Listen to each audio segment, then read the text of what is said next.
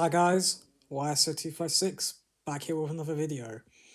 And here's the thing, originally I wasn't going to do a part 2 to this what if, but someone from my subscribers left a comment on the first part asking if I would do a second part. And I got to thinking, maybe there are things that would change in the Boo saga. So without further ado, let's get started with part 2 of what if the same Prince Vegeta had defeated Cell. Let's get started. So we begin things right after Cell has been obliterated by Vegeta's final flash.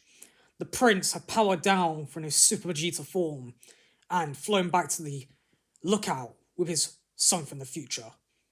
When they arrive, they are shocked to see Goku's level of power, and they both ask how Goku and Gohan got this strong.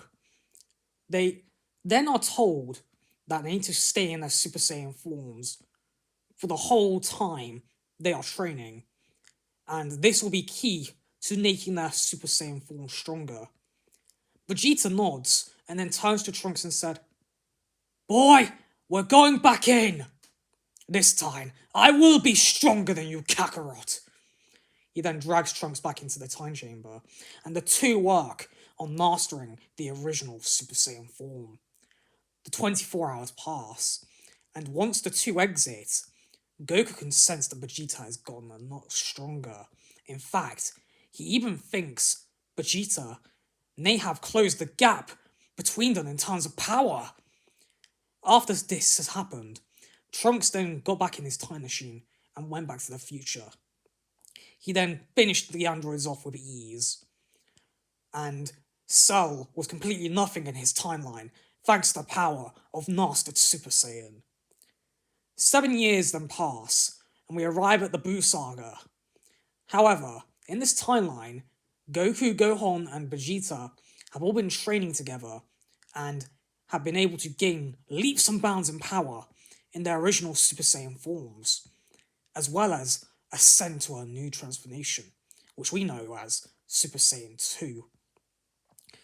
They then go towards the tournament with the rest of the Z Fighters. However, in this timeline, whilst they are getting there, they are approached by the Supreme Kai and his attendant Kibito. The Supreme Kai then asks to speak with the Z Fighters, but the Saiyans and Piccolo tell the humans to go to the tournament grounds with Trunks and Goten. They will deal with this personally. Goku then speaks with Shin, and he greets the Saiyans. "Greetings, my name is the Supreme Kai, and I need your help. You see, there's an evil wizard named Babidi. He's trying to revive an evil menace that caused havoc around the universe many years ago. This menace's name is Majin Buu." Shin then informs them about Babidi's plans, and the four Z Fighters agree to assist the Kais. Shin then teleports everyone to the realm of Kais in order for training, and he trains Gohan with the Z Sword, telling the rest of the fighters to spar with each other to gain power. Time passes, and Goku eventually tells Shin that maybe it'd be a good idea if they stress test the sword. Shin agrees and conjures up some Kachin. He then passes it to Goku and tells him to throw it at the Z sword. Goku does it, and as Gohan swings, the sword shatters, causing for an elderly Kai being to be freed from his prison.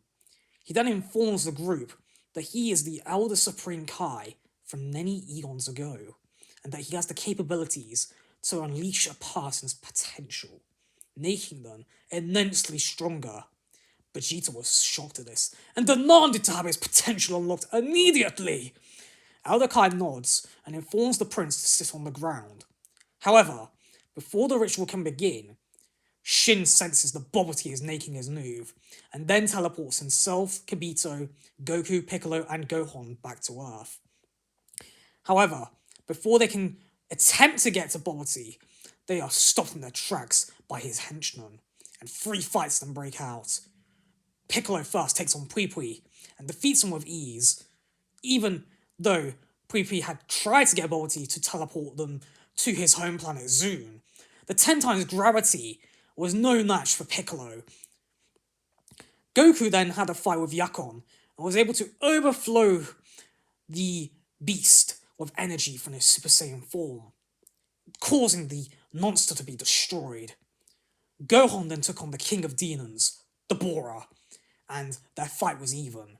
However, Shin can notice that Gohan is struggling and is taking his time.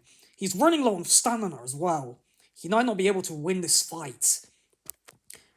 Making the ultimate sacrifice, Shin teleports back to the realm of Kai's and brings Vegeta back to Earth. It might not have been a full day, but the majority of his potential had been brought out. Vegeta then gets in front of Gohan and Dabura's battle and powers up to a new form. He then says, "You seem strong, but I am the Prince of Saiyans, and I have a new form to show off." He then powers up to his ultimate form and defeats the King of Demons with one blast. The revival of Majin Buu is then put on pause, with 10% remaining. Shin then teleports to Bobi's location and kills him.